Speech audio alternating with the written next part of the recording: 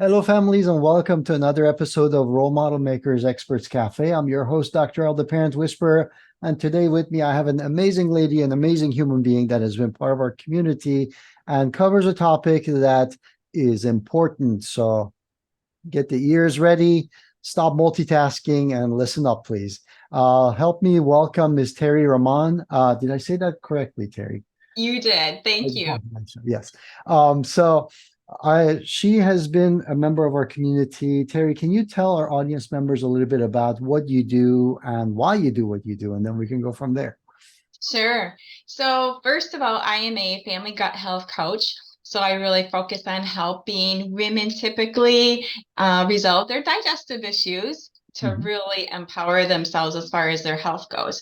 Because a lot of women are suffering from extra weight and hypothyroidism and all these conditions that they necessarily don't have to be suffering with, right? Absolutely. So, my goal is to help them get the habits that they need to have in place to resolve those. And the reason I do what I do is a story, but it's really out of my own, first of all, my own experience. Okay. So I was working as a social worker for over 25 years, had a big change in the in the field, and I started working a very stressful job. And in that process, I discovered I was gaining weight, even though I was eating healthy. Okay. And I was just like, okay, this is interesting. So I started digging, like, okay, I'm gaining weight. I'm getting chronically anxious. I'm just fatigued. I'm having bloating. I'm having just really kind of apathetic, very irritable. I'm like, what's going on? So as I went to the doctor and figured out that I had a underactive thyroid. Okay. But then I learned later as I did my research about this, that's not about the thyroid. Yeah. It's about so many other things. And one of the basic things is too much stress in your life can throw your body out of whack when your hormones out of whack. And then you can develop these diseases like hypothyroidism. Right. And so as I got into the research, I'm like, man, this is very fascinating.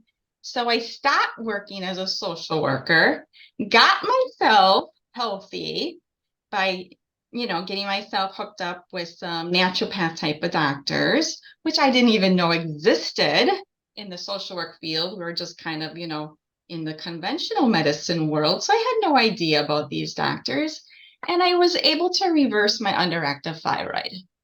Now, the biggest reason I do what I do, though, is because I realized during this whole process that my mother actually passed away Wow. when I was 18. She was only 38 years old, but she passed away from being overly medicated for depression. Okay. Now, as I look back on all of her symptoms of what she was having, she had all the classic signs of hypothyroidism, all the classic ones.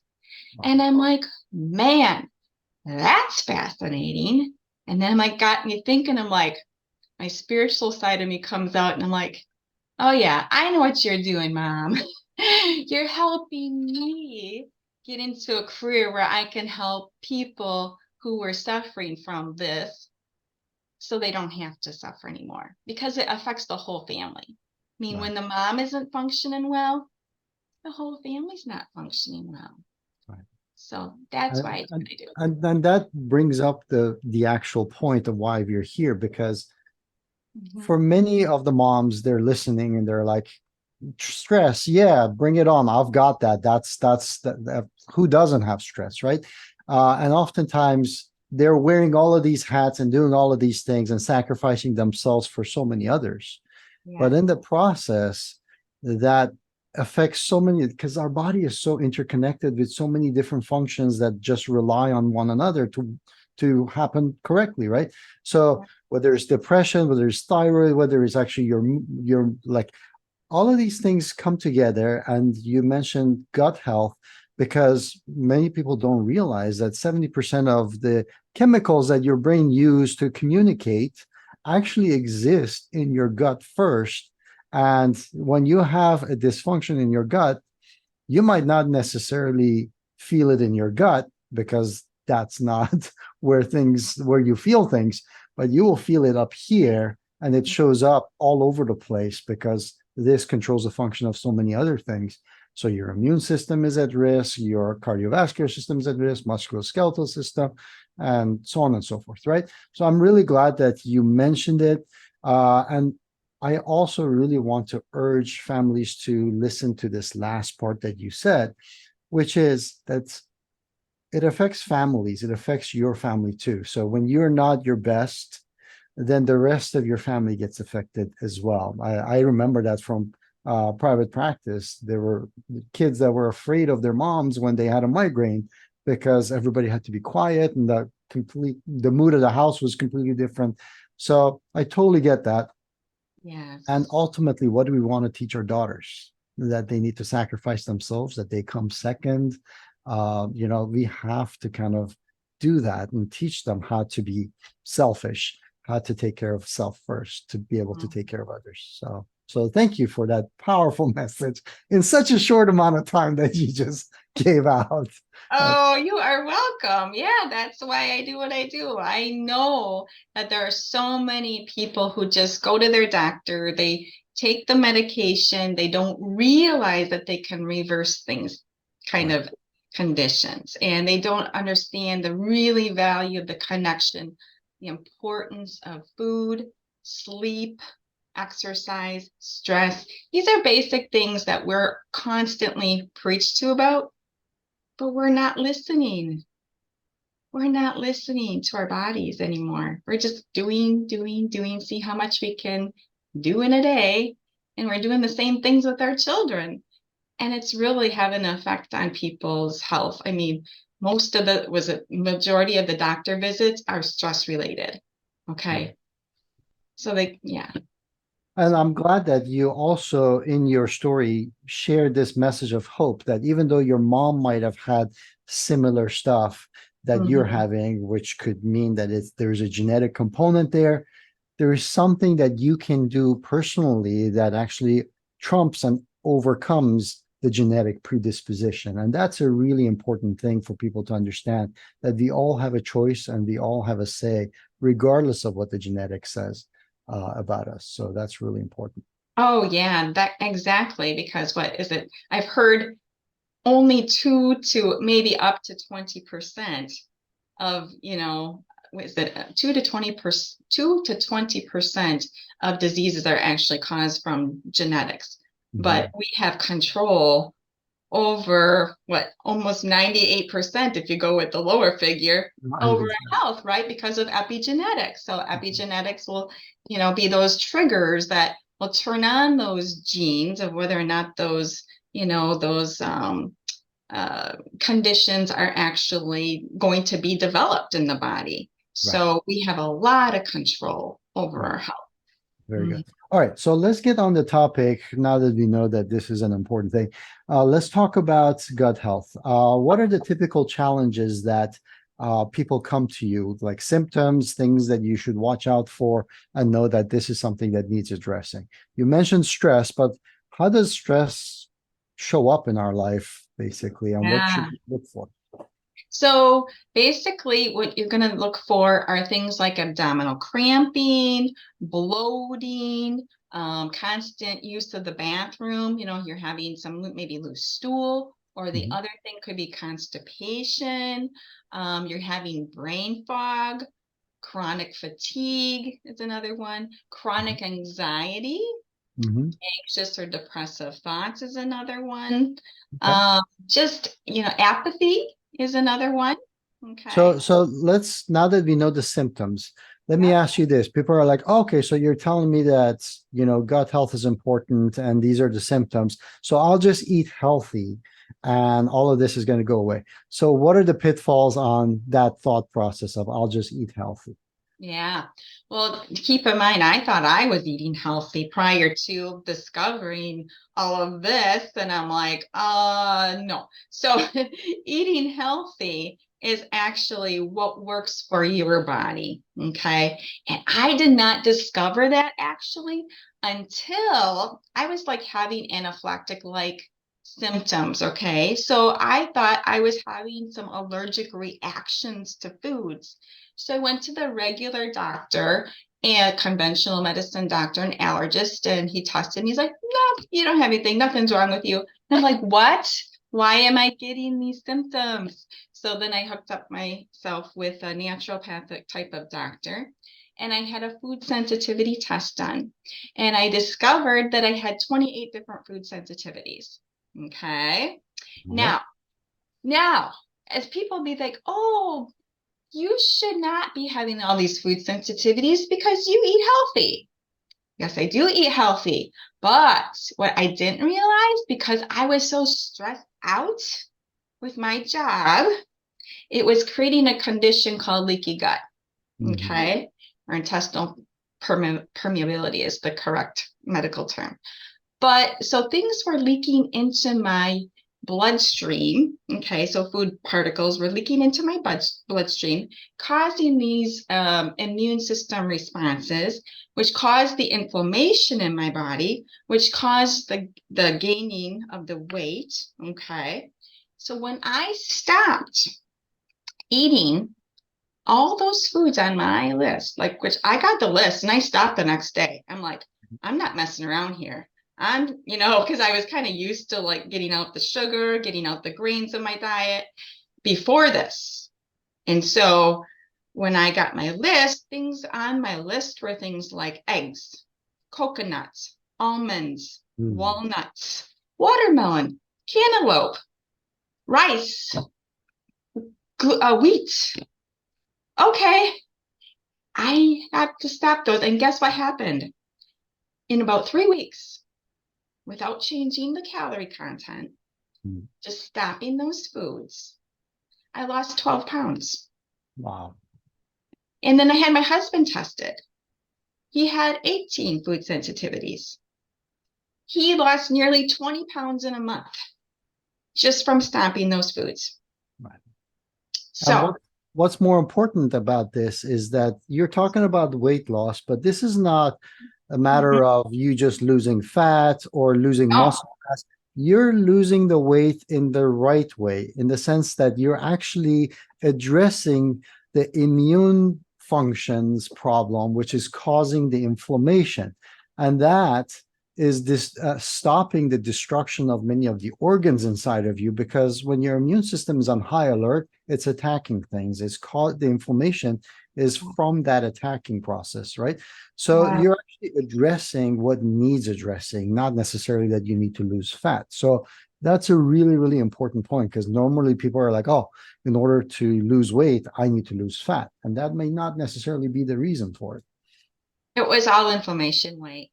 Right. Yeah, it was with my husband and I too. And not, I wouldn't say all of it, but a good amount was. And you could just tell. So when I see people and they come to me, and if I see they're like really puffy in their face and they're like, yeah, they have inflammation. So I usually ask them to take a picture of their face before I start working with them so that Yes. they can see their Mhm. progress, because they will, like within a few weeks. So I do encourage the food sensitivity testing only because it'll show what kind of shape your gut is actually in. And then when Mhm. you start addressing the gut and getting the gut optimized, Right. and by eating gut healthy foods, then you can really cure yourself or reverse these kind of conditions. Right. And a lot of other conditions that, come up are things like arthritis, Right. headaches is Right. another big one. So Mm-hmm. you mentioned, because of the stress and then the culprit, the initial culprit in your body, the weak area that fell apart was the Yeah, gut, the leaky gut, right? right. So Yeah. how can people find out if they do have leaky gut, and if such a thing happens in their body, figuring out what the stressor is? Because in your case, it was stress, right? Uh, Right. in somebody else's, like you said, it might be a food that's causing that stress as well, which we know now that the sensitivity testing can tell you some of that information. Yeah.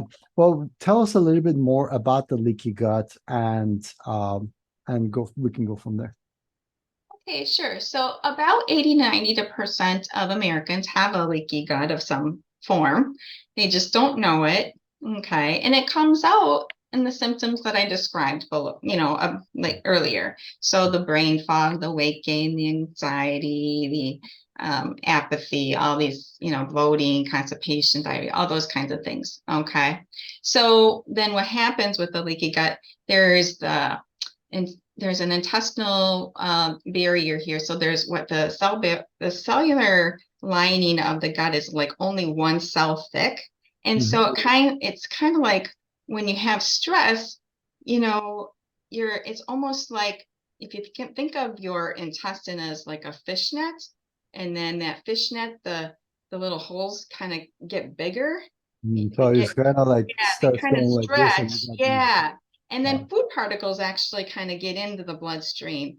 And then that causes, the immune response to kick in. But the problem with the leaky gut is things are getting into your bloodstream that shouldn't be. So that's why you have to kind of heal the Sure. gut lining. Right. Okay. Another thing that causes a leaky gut too is like for me was caffeine. It was the last thing I wasn't even my food sensitivity list, but I learned that caffeine can really create havoc on your gut. So Mhm. I stopped drinking coffee and I stopped bloating. And I'm like, oh, I love coffee, by the way. I did not want to give up my coffee. And that's one of the struggles I see with a lot of people too. And wine, a lot of people think that, oh, wine is healthy. Well, depends upon, first of all, the type of wine you're drinking and what kind of shape your gut is in. Because if you're going to drink alcohol, that's not going to help your gut lining. It's going to create damage, and so things are going to leak into your bloodstream and just create all this havoc. So it's a big systems issue. It's not a simple fix. So I encourage people to really get tested for food sensitivities. But even before that, what I recommend is just to start eating real food, whole processed, not whole unprocessed food. So just real food. And so like going back to, your fruits, your vegetables, plain meats, nothing prepackaged, nothing processed. Get out the refined sugars, get out the refined grains and carbohydrates. When you get that stuff out first, that's a huge thing because then your gut has like a chance to really heal. And then I think the next step after you get those practices in place would be to pursue a food sensitivity test. Then you can kind of optimize yourself. So once you get in the habit of just eating the real food with the, drinking your water, because that's another thing that's huge. Water, people are not drinking enough water. They're walking around mildly dehydrated, most of us. So, and they don't know how to hydrate properly too, because a lot of people think, that they're being properly hydrated, but they're drinking things like soda and caffeine, caffeinated beverages and, things that are dehydrating. So, So yeah. Terry, you mentioned whole foods and not processed. You mentioned hydration. I would go even as far as saying that because I know that we are creatures of habit. So some people are like, okay, I'm going to eat healthy foods. But then there's this other component, which is variety, that you need to eat a lot of different stuff. And if you eat the same thing over and over again, that in itself can create sensitivities, even if it's healthy. Absolutely. So, Absolutely. Yeah. In fact, there's the research, a lot of research is being said that, if you get in 30 to 50 different plant-based foods into your diet every week, wow. aim for that. Right. Yeah. A lot Okay. of fiber too, like fibrous food. And I'm talking things like your leafy greens. Even if you just buy spring mix, for example, that usually has 4 or 5 different types of greens in it. So there's 5 right there, right? And I teach people how to do quick, easy meals, like what they're doing already, but just we're going to modify it, okay, to optimize the health of the gut. And so also you're looking to get into fermented foods too as part of that, like Right. things like sauerkraut and kimchi, just to really optimize the gut. Yeah. In short, guys, this is a vast topic and really important topic. And obviously, we don't have enough time to discuss all the details. But I do urge you guys to connect with Terry. Terry, how can they find out more about you and connect with your community? Sure. So you can contact me at Terri Total Health. TerriTotalHealth.com is the website. And also, I have a Facebook page at Terri Rahman. And also, I have a YouTube channel too. So Awesome. they can contact me Okay. there at Terri Total Health. So friends, I'm going to put all of the information that Terri has provided in the description. So please go to the bottom of this video, click more, and you get to see all of the links. Click on them and learn more about this important topic, connect with Terri and her community. And also in the process, make sure you're doing something else, which is really important. Number one, you're showing the kids that it's important to care about your health. Number two is that you're showing them that it is okay not to have all the answers and be able to ask for help when you need it. And that this world is not a big bad place, that there are people who are genuinely interested in supporting us and they want to make the world a better place. And it's okay to reach out. So please make sure you do both of those. If you haven't already done so, also connect with us by clicking the subscribe button so you get notified of all the experts that are here at this channel. And when they bring their gifts and expertise, you get notified of those as well. Now, before we finish, Terri, any final words for our audience members? Mm. Continue to educate yourself. Whenever somebody tells you that you have this problem or that problem, there's usually a fix. I want to give people hope because, a lot of people just take things for like at face value and they don't explore. So always be curious, always question your doctor, if the doctor is threatened by your questioning, it's a big red flag. Well said. Well said. Powerful. Always stay curious, seek the knowledge. I appreciate it. Thank you so much, Terri. Until next time. Cheers. Okay, thank you, Dr. L. Bye-bye.